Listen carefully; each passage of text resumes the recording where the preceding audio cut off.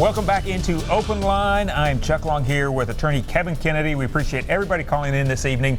If you're just tuning in, you're watching Ask an Expert on Open Line, and we are asking the attorney, one of our most popular shows.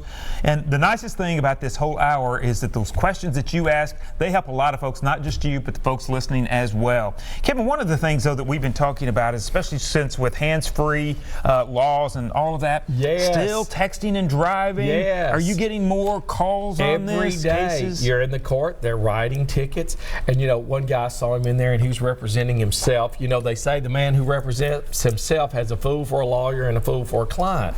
So he says, hey, I'd like to challenge this. Now, you know you touch your radio. What's wrong with that? And his next one's really, he said, you know, there's no law against eating a burger and you're going down the road. But yet we see it. But did his argument work or it didn't work, Chuck? Didn't work. Come on, y'all. I told you, he knows all this. It did not work. So you must know the risks. You know, people do things all the time. They may not buckle up and they may have the phone.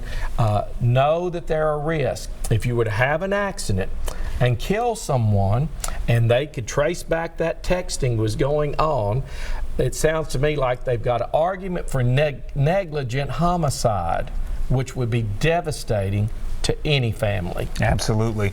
And another thing, though, that we also mentioned it earlier in the show is regardless of when you are pulled over, though, and maybe you were texting while you were driving, that kind of thing, but when you pull over, don't talk too much. That's Absolutely. The thing. Yeah. And so even if you'd made a mistake, remember the state has to prove your guilt beyond a reasonable doubt. And I've watched some of them, they said, well, you just ran the stop sign. Well, you said, oh, I know I ran the stop sign. Guess what? Your testimony just convicted you. Said, why should they let you out? They've got you. So loose lips sink ships. We say it on almost every show because it is crucial to evaluate. And remember, they're highly trained. You can ask the question, you say, hey, and they're not going to answer many times. And when you talk to your insurance company, well, does this cover this? Does this? They don't really want to put down a whole lot because they never know, are you taping them to be used against them later? Okay, good to know. Back to the lines right now. David, we appreciate you calling in this evening. Do you have a question or a comment for Kevin? Question. Okay, go ahead. My question is, I was considering the idea of possibly filing bankruptcy, but I was behind on my mortgage payments, and I was wondering, could that be used against me or to take my home to clear that debt? Okay. It's a classic case. Just about when anyone files bankruptcy, they're behind on their car payments, they're behind on their mortgage payments. That's what the public policy dictates why we have bankruptcy. It's to help people that are finding themselves, whether they lost a job or they had a car, had health issues, lost a spouse, all kinds of family emergencies. So I would talk to the lawyer privately. Now, you can file a Chapter 13. That doesn't mean that you get completely out of the debt. You'll probably get rid of all the unsecured debt. And it's still a good thing you can talk privately in regards with that. But we all know you want to keep that home. You run into a bad situation, and the law is designed to try to help you. If you had $500,000 worth of equity in the home and you only owed $3,000 and someone's got a claim against the trustee can say, that's not fair. You've got $500,000 and you've cheated these people, or there's a problem. We need to intervene. Whatever that may be, the trustee has the right to do that and make those decisions where the resources should go. But normally people owe as much as the house is worth. All right, so thanks for that call. We appreciate it. And we're going right back to the lines. Candace, we are glad that you called in on Open Line. Do you have a question or a comment? Hello? Yes. Yeah, Candace, can you hear us? Oh, okay, yes, I can hear you. So I have a real estate question. All right. My grandmother grandmother passed away and didn't leave a will or anything, so the house was left to the children, and she had, like, let's just say 10 kids, and out of the 10, one had passed but had a child. Okay. Okay. grandmother owned a house, and one of the siblings that, let's just say, maybe took care of the one of the mother, Yes. talked to the other children and had them to quit claim Yes. their interest, okay?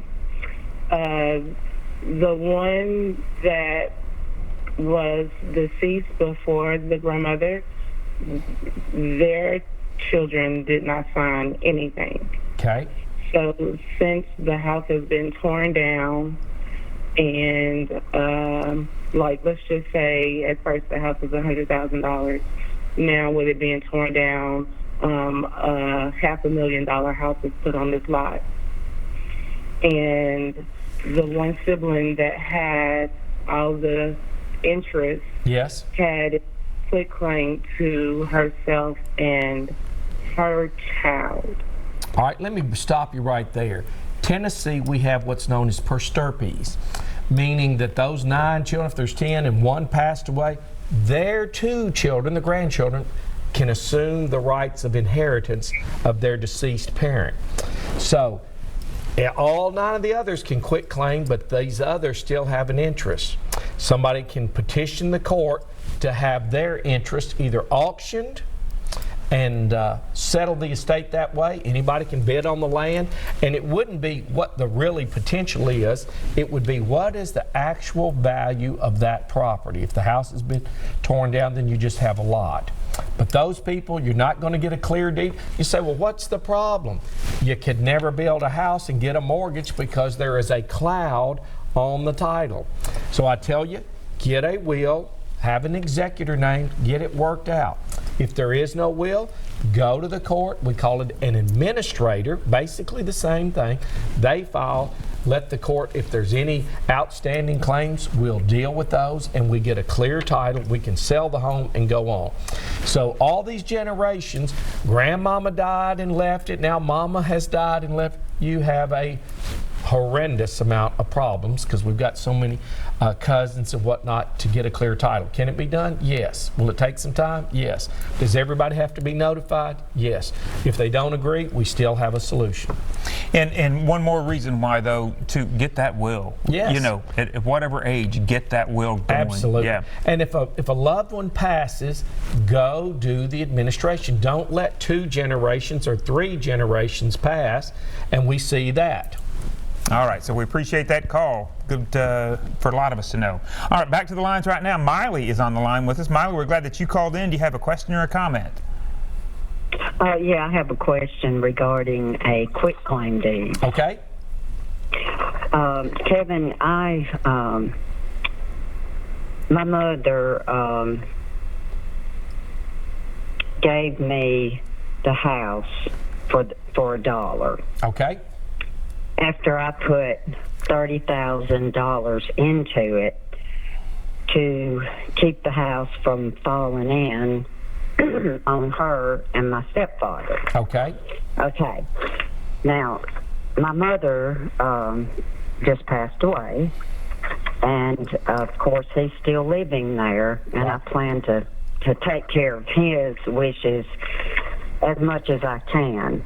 But what I need to know, what rights do I have can I go back in that house if I wanted to go live in it?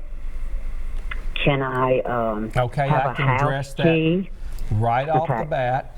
When they claimed it to you, if you record, and I want you to record your deed. Some people say, well, I'll record it later. Chuck wrote me a go record it. You lose a document.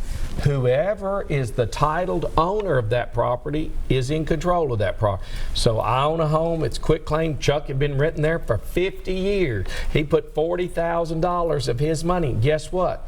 That's his problem. You can put any money, repaint, redecorate. The deed says Kevin Kennedy owns it.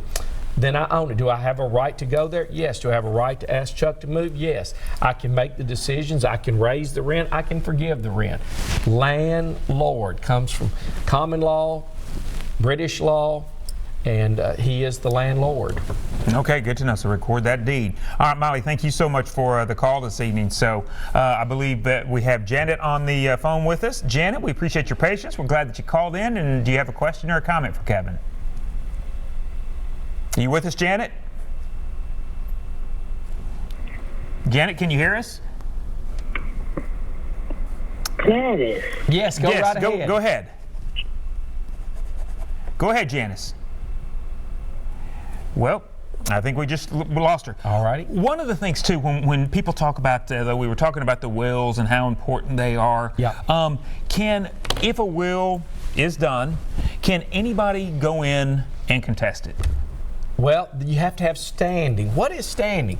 Could I be a cousin? Yes. Granddaddy always said he was going to leave the farm to me. And we have some friends that heard Granddaddy. But at the end of his life, he did a new will to the nurse. He has no relationship to this nurse. So they're going to say she used undue influence. And so that's a classic to file the lawsuit. Let her explain why he would do that. Court has the ability to set that aside. If he wrote a quitclaim deed, the judge can set that aside. Court order can do just about anything. And we go to what's known as a court of equity, chancery court, because what is right is right.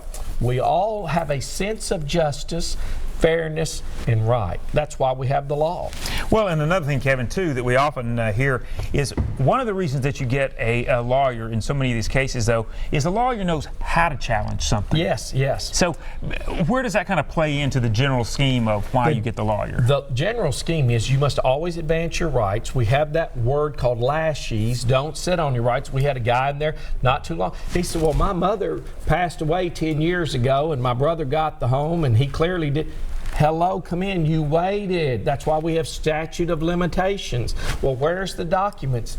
In real estate, there must be a signing. If you violate that, statute of frauds. We can move to set it aside. The notary sometimes is defective.